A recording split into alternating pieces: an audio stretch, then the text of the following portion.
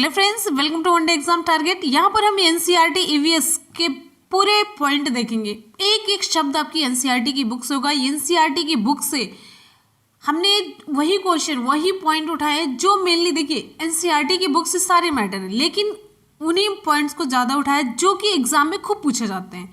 आपके सीटेट के एग्जाम में एनसीईआरटी के जो पॉइंट जहाँ से क्वेश्चन अभी तक खूब पूछा गया, सारे पॉइंट यहाँ पे हमने कवर किए हैं। आप लोग देखिएगा, शुरू से लास्ट तक वीडियो के साथ बने रहिएगा। काफ़ी इंपॉर्टेंट वीडियो होने वाला है और एक एक शब्द आपकी एनसीईआरटी की बुक से। तो चलिए देख लेते हैं आज की अपनी इंपॉर्टेंट वीडियो को। फ्रेंड्स, वीडियो पसंद आए तो वीडियो को लाइक और दोस्तों में शेयर करना बिल्कुल भी ना भूलें। एक लाइक और एक शेयर जरूर करते रहिए।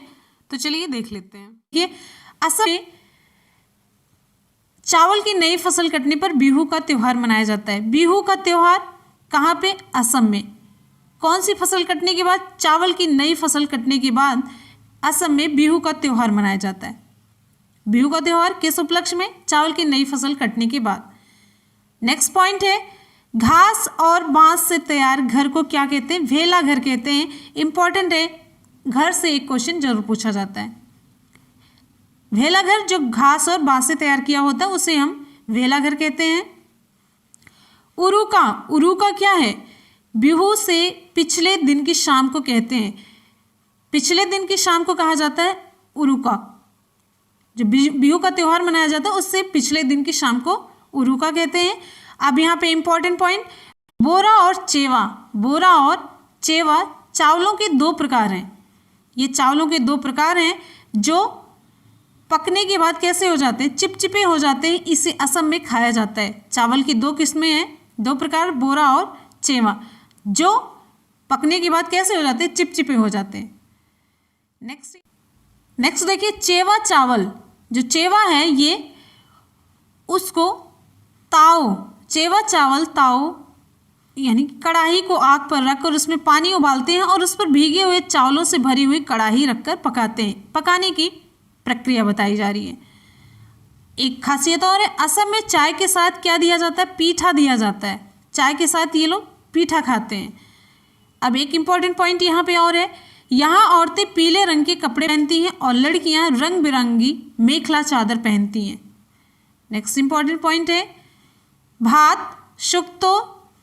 भात शुक्तो जो है चावल और रस्से वाली सब्जी होती है। भात शुक्तो चावल और रस्से वाली सब्जी होती है। अब यहाँ पे देखिए, मिड डे मील में क्या होता है? मिड डे मील में बच्चों को खाना खिलाया जाता है। ये सभी बच्चों का अधिकार है। मिड डे मील, मध्याह्न भोजन। Important point, mid day meal scheme की शुरुआत कब हुई थी? 15 अगस्त 1995 को की गई थी। इंपॉर्टेंट पॉइंट है। यहाँ पे सारा जितना पॉइंट आप लोग देख रहे हैं सभी इंपॉर्टेंट है। अब आगे चलते हैं।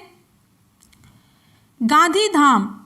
गांधी धाम अहमदाबाद और वलसाड़, ये सब कहाँ पे? गुजरात में है। नेक्स्ट है, अहमदाबाद स्टेशन पर वहाँ की खासियत क्या है? ढोकला, चटनी, नींबू वाले चावल, मिठाई आदि खाने वाली चीज़ें मिल रही थी। यानी कि अहमदाबाद में आपको ये चीज़ें खाने को मिलेंगी।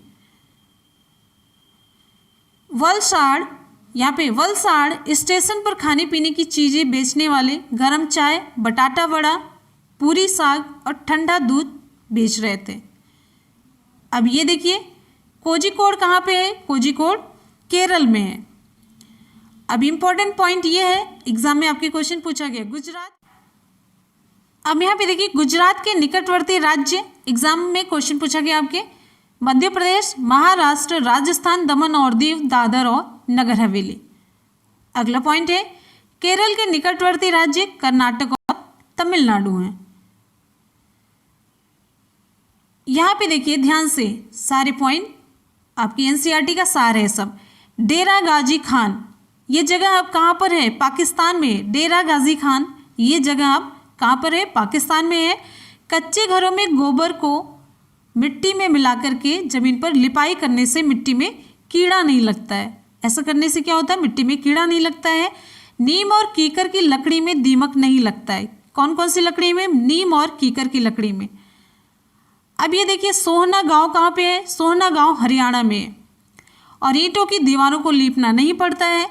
साल में एक बार ईंटों की दीवारों की चूने से पुताई की जाती है।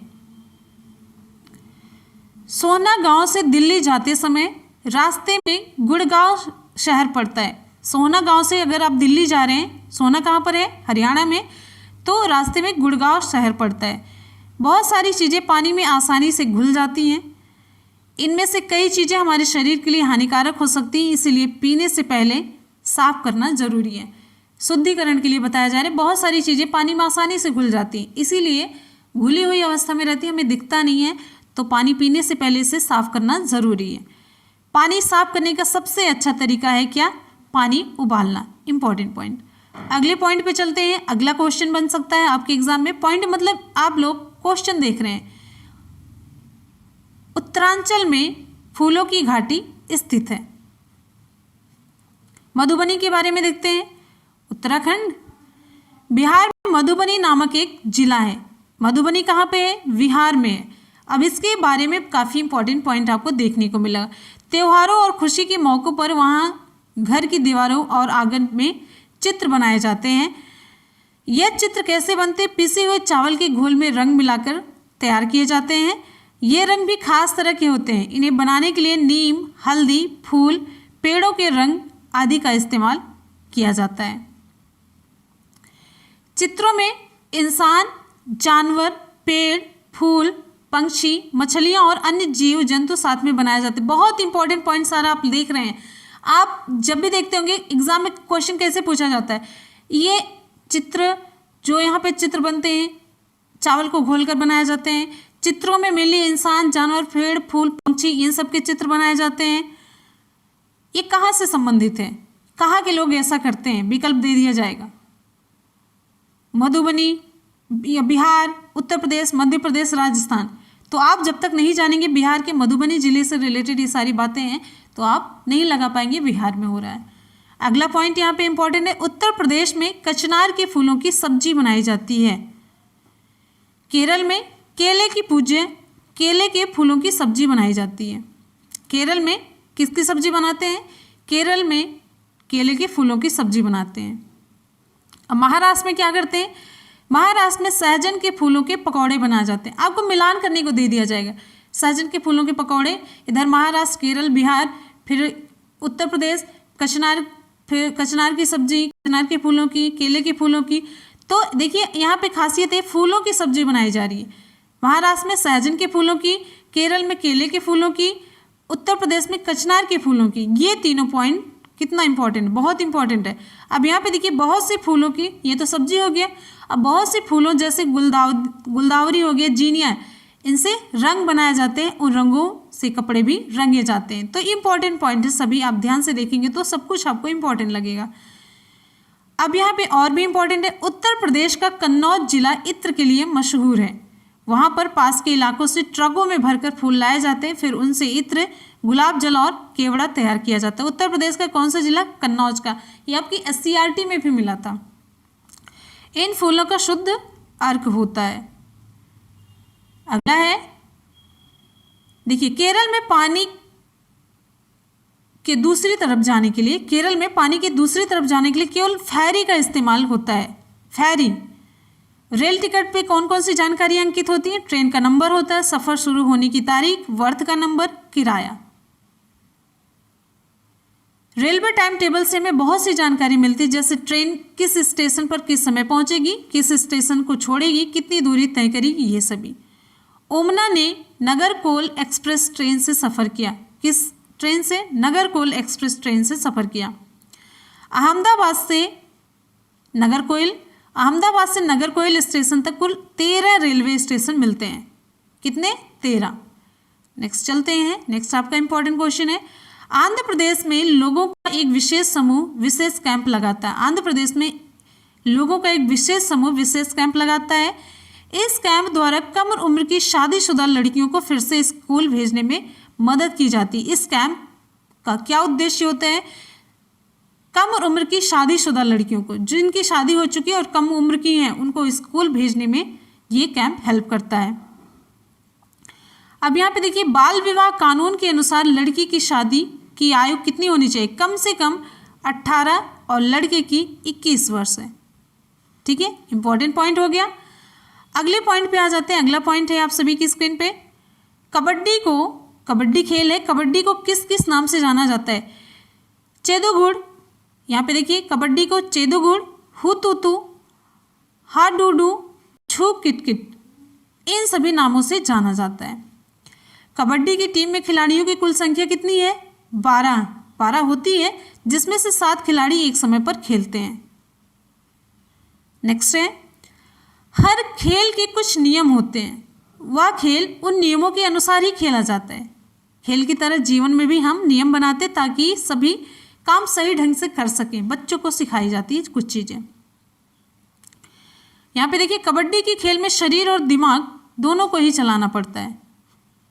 क्या क्या? शरीर और दिमाग दोनों को चलाना पड़ता है। कर्णम, यहाँ पे देखिए कर्णम मल्लेश्वरी के बारे में कुछ इंपॉर्टेंट पॉइंट है जहाँ से आपके एग्जाम में क्वेश्चन पूछा गया है और आगे भी पूछे जाने के चांसेस हैं। कर्णम, यहाँ पे देखिए कर्णम मल्लेश्वरी एक वेट लिफ्टर है। वेट लिफ्टर हैं, ये भार को उठाती हैं। ये आंध्र प्रदेश की रहने वाली है। कहाँ की? आंध्र प्रदेश की। इनके पापा पुलिस में हवलदार हैं। जब ये 12 साल की थी तभी से वजन उठाने का अभ्यास करने लगी थी। जो इन्हें आगे बनना था वो बचपन से ही इनके रूटीन में शामिल हो गया था। अब ये एक बार में 130 किलोग्राम तक वजन उठा लेते हैं। 130 किलोग्राम वजन तक। हम लोग 20-25 किलो उठाने में, वो भी खींचने में हालत हम लोग की खराब हो जाती है। कर्णम मल्लेश्वरी ने भारत के बाहर 29 मेडल जीते हैं। उनकी 4 बहनें भी रोज वजन उठाने का अभ्यास करती हैं। तो ये रही कर्णम मल्लेश्वरी के बारे में कुछ इंपॉर्टेंट पॉइंट, कुछ इंपॉर्टेंट बातें जो आपके एग्जाम के लिए इंपॉर्टेंट है। अब यहाँ पे देखिए मडगांव कहाँ पे है? मडगांव गोवा राज्य में। गोवा से केरल तक के रेल के रास्ते में, गोवा से अगर आप केरल तक जा रहे हैं तो गोवा से केरल तक जाने में रास्ते में आपको 92 सुरंगें और 2000 पुल मिलेंगे। कितनी? 92 सुरंगें और 2000 पुल आपको मिलेंगे। और उडुपी स्टेशन पर इडली बड़ा मिल रहा था। यानी कि उडुपी स्टेशन का क्या फेमस है? खाने की कौन सी चीज़? इडली बड़ा। केरल में नारियल के पेड़ और चावल की खेती होती है। केरल में किसकी खेती होती है? नारियल के पेड़ की और चावल की खेती होती है। केरल के लोगों का पहनावा क्या है? केरल के लोग ज़्यादातर सफ़ेद या क्रीम रंग के सूती धोती और साड़ी पहनते हैं। केरल के लोगों का पहनावा है ये, सफ़ेद साड़ी या क्रीम कलर की सूती धोती और साड़ियाँ पहनते हैं। अब यहाँ पे देखिए मलयालम में वलियम्मा किसे कहते हैं? माँ की बड़ी बहन को वलियम्मा कहते हैं। और अम्पुमा अपनी माँ की माँ को कहते हैं। अम्पुमा और वलियम्मा माँ की बड़ी बहन को कहते हैं और अम्पुमा अपनी माँ की माँ को कहते हैं। अब यहाँ पे बहुत ही इंपॉर्टेंट है, मोस्ट इंपॉर्टेंट, ध्यान से देखिएगा। जहाँ ये भाषाएं बोली जाती, मलयालम कहाँ पे बोली जाती? केरल, लक्षद्वीप, कोंकणी गोवा में, मराठी महाराष्ट्र में, गुजराती गुजरात, दादरा और नगर हवेली, दमन दीव में, कन्नड़ कर्नाटक में। नोट कर लीजिएगा, सभी बहुत ही इंपॉर्टेंट पॉइंट आपकी स्क्रीन पे आपको दिख रहे हैं। अब आगे आ जाते हैं। घास की जो जड़ें होती हैं वो बहुत मजबूत होती हैं। इन्हें खुरपी से खोदकर ही निकाला जा सकता है और वैसे आप निकालेंगे तो घास की जड़ें टूट जाएंगी। जब वहाँ पे जाइलम नलिकाएं टूट जाती हैं तो जल का परिवहन अच्छे तरीके से नहीं हो पाता है, पौधा विकास नहीं कर पाता है। घास का पौधा जितना जमीन के ऊपर होता है उससे कहीं ज़्यादा जमीन के अंदर फैला हुआ होता है। और इम्पॉर्टेंट पॉइंट यहाँ पे देखिए, बरगद के पेड़ की लटकन, जो ऐसे बरगद पेड़ होता है पेड़ से यहाँ ऐसे ऐसे जड़ें नहीं लटकी होती हैं। जो बरगद के पेड़ की लटकन उसकी जड़ें होती है, वे टहनियों से निकलती हैं और बढ़ते बढ़ते ज़मीन के अंदर चली जाती हैं। यहाँ टहनियों से निकली या फिर ये ज़मीन में चली जाती हैं। ये जड़ें क्या काम करती हैं? जब ज़मीन में जाती हैं यानी कि पेड़ को सहारा दे रही हैं। ये जड़ें मजबूत खंभों की तरह पेड़ को सहारा देती हैं। इन्हें सहारा देने वाली जड़ें कहा जाता है। अच्छा, यहाँ पे देखिए, पेड़ काटने के खिलाफ कानून बने हैं। इन्हें काटने के लिए सरकारी दफ्तर से लिखित मंजूरी लेनी पड़ती है, नहीं तो ऐसे काटना क्या हो जाता है? गैर कानूनी हो जाता है।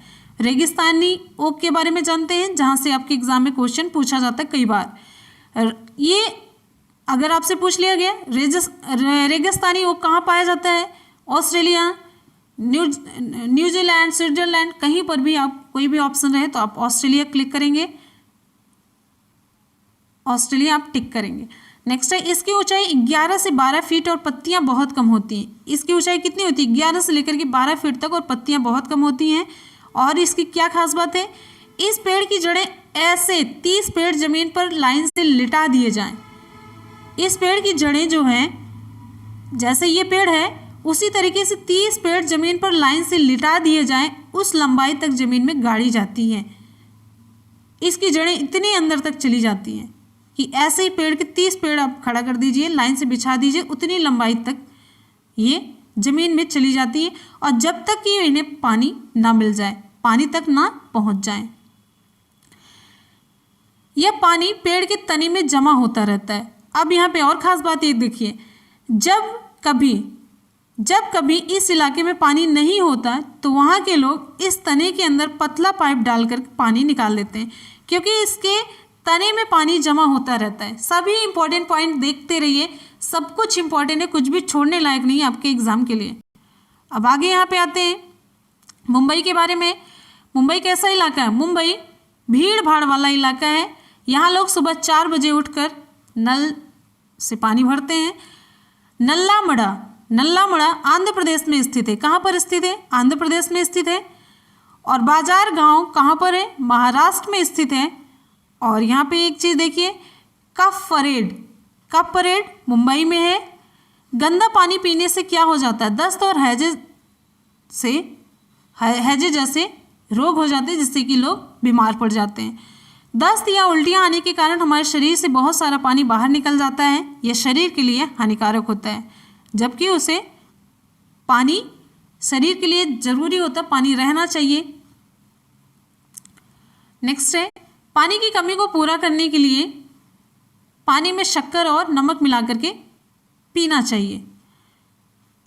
कर्नाटक में होलगुंडी गांव स्थित है। होलगुंडी कहाँ पर है? कर्नाटक में। इस गांव में बच्चों की पंचायत का नाम क्या है? भीमा संघ है। Important point. अगले पॉइंट पे चलते हैं, अगले क्वेश्चन पे।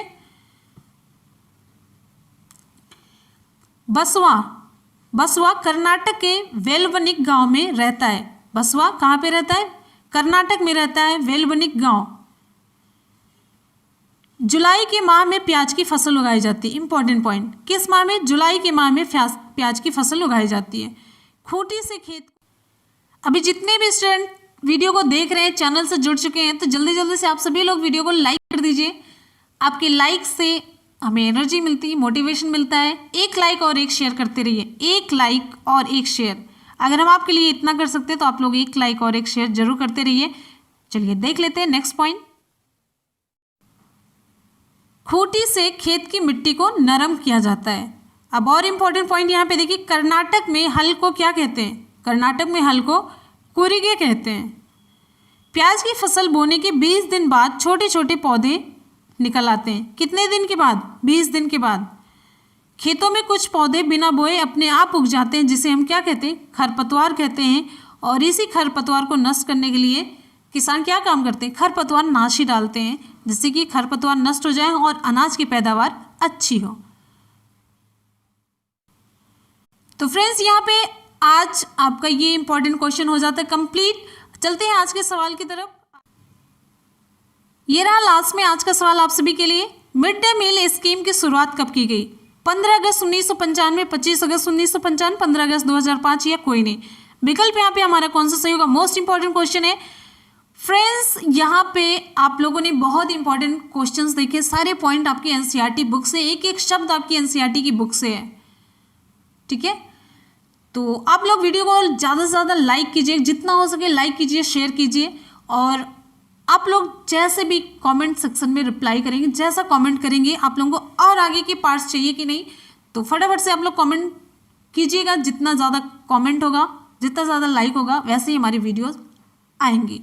तो जल्दी जल्दी से, जितना फास्ट हो सके, टाइम बहुत कम बचा हुआ, तो जल्दी जल्दी से लाइक और कमेंट करते रहिए और दोस्तों में शेयर करते रहिए।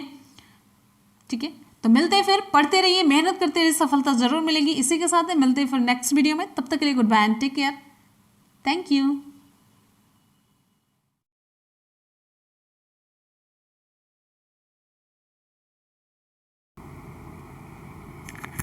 यहाँ पर देखिए, अगर हम इससे रिलेटेड क्वेश्चन की बात करते हैं, प्रीवियस ईयर में क्वेश्चन पूछा गया है। यहाँ पर देखिए, निम्नलिखित में से कौन अंतर्राष्ट्रीय ख्याति प्राप्त वेट लिफ्टर हैं। यहाँ पर आपको बताना है अंतर्राष्ट्रीय ख्याति प्राप्त वेट लिफ्टर हैं। अच्छा, कभी कभी देखिए प्रीवियस ईयर का जो क्वेश्चन आया हुआ होता है, लोग कहते हैं कि ये करंट से रिलेटेड क्वेश्चन पूछ लिया गया, जीएस से रिलेटेड पूछ लिया गया, लेकिन अभी मैंने आपको चैप्टर पढ़ाया, समझाया, पूरा एनसीईआरटी का पॉइंट बताया, तो आपको यहाँ पर इसका उत्तर ज़रूर मिला होगा। विकल्प यहाँ पर सही हो जाता है आपका, कौन सा सही होगा, तो यहाँ पर आंसर देखिए, विकल्प यहाँ पर सही हो जाता है डी, कर्णम मल्लेश्वरी। आपको मैंने बताया, एक एक पॉइंट समझाया। अब अगले क्वेश्चन पर चलते हैं, जो कि आपकी एनसीईआरटी से सेम टू सेम आता है। देखिए, ये क्वेश्चन भी आपका एनसीईआरटी से ही है, लेकिन अभी मैंने ये आपको नहीं पढ़ाया, फिर भी देख लेते हैं। निम्नलिखित में से जो दिया गया नीचे समूह है, कौन सा समूह जड़ों का है, यानी कि निम्नलिखित में से कौन सा जड़ है। पूरा जो विकल्प में दिया गया सभी जड़ ही जड़ हैं। तो यहाँ पर ध्यान से देखिए कौन सा ऑप्शन सही होगा। ऑप्शन यहाँ पर सही हो जाता है आपका डी, 4 ऑप्शन। गाजर, चुकंदर, मूली, गाजर, चुकंदर, मूली ये सभी जड़ हैं। यहाँ पर अगर आप देखेंगे शकरकंदी, मूली और हल्दी में, हल्दी ये राइजों में तना है, ये समझ सकते हैं। गाजर, हल्दी, अदरक, इसमें भी यही कंडीशन। चुकंदर, आलू, अदरक, अब इसमें आलू जो है वो तना है। चलते हैं हम अगले क्वेश्चन पर, जो कि मैंने अभी आपको बताया। तो यहाँ पर देखिए, रेगिस्तानी ओक नाम का एक पेड़ है जो पाया जाता है। कहाँ पर पाया जाता है, मैंने आपको अभी नोट्स में अवेलेबल करवाया। आबू धाबी में, ऑस्ट्रेलिया में, राजस्थान के रेगिस्तानों में, संयुक्त राज्य अमीरात के रेगिस्तानों में। तो विकल्प आपका यहाँ पर कौन सा सही होगा। विकल्प सही हो जाता है 2, ऑस्ट्रेलिया में रेगिस्तानी ओक है, ये कहाँ पर पाया जाता है, ऑस्ट्रेलिया में पाया जाता है। तो विकल्प आपका बी सही होगा, दूसरा सही होगा, कहाँ पर, ऑस्ट्रेलिया में। यहाँ पर देखिए, नेपन्थीज वह पौधा जो शिकार करता है, इसके विषय में नीचे कथन दिया गया, उस पर विचार करना कौन सा सही है। तो ये पौधा ऑस्ट्रेलिया, इंडोनेशिया और भारत में मेघालय में पाया जाता है। एकदम सही बात है, हमने अभी इससे पढ़ाया नहीं है, लेकिन ये भी आपकी एनसीईआरटी में 100% मिलता है। अगले वीडियो में आपको ज़रूर प्रोवाइड कराएंगे, कल की वीडियो में।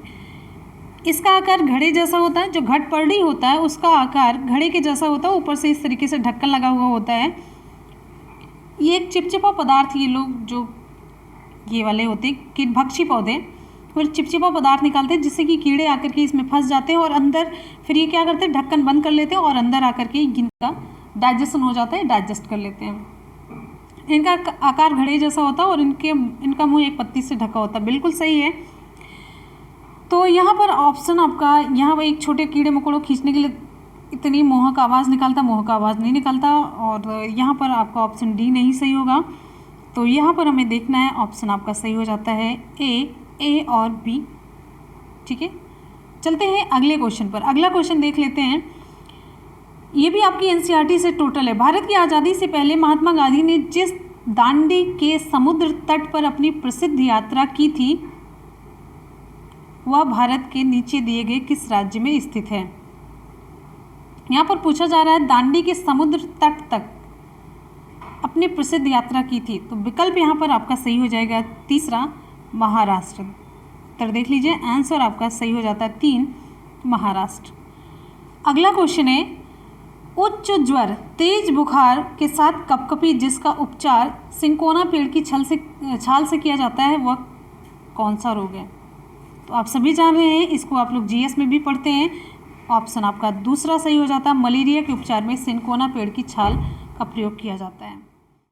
अब यहाँ पर देखिए क्वेश्चन पूछा गया, कितना आसान क्वेश्चन। नीचे दी गई सूची पर विचार करना है, कौवा, घड़ियाल, बतख, मछली, इन सभी में से कौन सा एक दूसरे से भिन्न है। देखिए, मछली है, कौवा है, घड़ियाल है, कछुआ है। मछली, घड़ियाल, कछुआ, ये सभी पानी में रहते, तो कौवा उड़ रहा है, ऑप्शन आपका दूसरा सही होगा। ठीक, अब यहाँ पर आगे देखिए कॉलम दिया गया है, मैंने आपको पढ़ाया है। इधर देखिए हांगकांग, कल की वीडियो में मैंने आपको यहाँ पर ये नोट अवेलेबल करवाया है। तो देखिए यहाँ पर हांगकांग मतलब यहाँ पर शहर और राज्य के नाम लिखे और जो भोजन ये लोग करते हैं, जिसके साथ जो इनको बहुत ही पसंद होता है उससे मिलान करना है। तो हांगकांग वाले, ये देखिए हांगकांग, केरल, कश्मीर, गोवा, और इधर ये देखिए 5 कॉलम, इधर 4 है और इधर 5 है। तो हांगकांग में पकाया हुआ सांप खाते, 1 का 5 से मिलान होना चाहिए। तो 4 में है नहीं, तो हमें 3 में ही चेक करना है। एक ऑप्शन हमने एलिमिनेट कर दिया। 1 का 5 तीनों में है। केरल में किसी भी करी के साथ ये उबला हुआ टैपियोका, तो अब यहाँ पर देखिए बी का 1 के साथ ये भी गया, ये भी गया। अब कश्मीर के लोग सरसों के तेल में बनी हुई मछली, गोवा के लोग क्या करते हैं, नारियल के तेल में बनी समंदर की मछली खाते हैं। तो विकल्प आपका दूसरा सही होगा। 2 ही ऑप्शन तक जाते जाते क्लियर हो गया। 1 का 5वां सभी में है, बी का पहला। बस कितना आसान सा क्वेश्चन है। अगर आपको नॉलेज रहेगी जल्दी से ऑप्शन आप एलिमिनेट कर करके डायरेक्ट आंसर की तरफ। तो फ्रेंड्स, कहने का ये मतलब है कि आपकी एनसीईआरटी से 100% ये 15 नंबर कवर हो जाता है। और साथ साथ में आपको पेडागोजी की अगर बात करते हैं तो इसमें से और भी क्वेश्चन आप जोड़ सकते हैं। यानी कि अगर हम 5 नंबर और पेडागोजी भी यहीं से आता है, लेकिन कुछ चीज़ें हैं जो आपको हम कवर करवाएंगे जो अलग से पूछी जाती है। तो कम से कम अगर 15, 5, 20 नंबर आप जोड़ेंगे पूरा एनसीईआरटी से आता है। 15 तो पूरा फुल्ली कंटेंट रिलेटेड होता है जो आपके चैप्टर में दिया होता है। और चैप्टर इतने छोटे से इतने आसान और इतने इंटरेस्टिंग है कि आपको बहुत अच्छे लगेंगे। तो उससे भी पढ़ने की ज़रूरत नहीं है। लास्ट मोमेंट पे अच्छे लगने के लिए कोई नहीं पढ़ता है। तो एग्ज़ाम देना है तो उसकी जिम्मेदारी मेरे ऊपर छोड़िए। सारे नोट्स हम अवेलेबल करवाएंगे, बस आप लोग पढ़ते रहिए। और नोट्स अवेलेबल करवाने की जिम्मेदारी मेरी। एक एक अक्षर आप पढ़ लेंगे 100% सफल होंगे और पूरा नंबर आपको मिलेगा। एक भी नंबर इधर उधर नहीं होगा। जितने हम नोट्स दे रहे हैं वो आप बस पढ़ते जाइए। तो आप लोग अपना फीडबैक ज़रूर दीजिएगा। आगे की क्लास अगर आप कंटिन्यू चाहते हैं और अगर आप लोग कुछ यहाँ से सीख पा रहे हैं तो कमेंट करके आप ज़रूर बताइएगा, जिससे कि मुझे पता चल सके आप लोगों को चाहिए या फिर आपकी डिमांड है। और मुझे भी थोड़ा सा अप्रिसिएट करिएगा कि अगर आपको अच्छा लग रहा है तो वीडियो को लाइक ज़रूर कीजिएगा, दोस्तों में शेयर कर दीजिएगा, जिससे कि सभी तक ये नॉलेज पहुँचे और सभी लोग अपनी तैयारी कर सके, सभी सफल हो सके। तो लाइक के माध्यम से और कमेंट के माध्यम से ज़रूर आपको बताना है कि वीडियो आपको कैसा लगा। बस ज़्यादा नहीं, हम 5-6 वीडियो आपको ईवीएस से रिलेटेड अवेलेबल करवाएंगे और आपको कुछ भी पढ़ने की ज़रूरत नहीं है। 100% कुछ भी पढ़ने की ज़रूरत नहीं है। तो चलिए मिलते हैं फिर अगली वीडियो में। तब तक के लिए good bye and take care. Thank you so much. Bye. जय हिंद।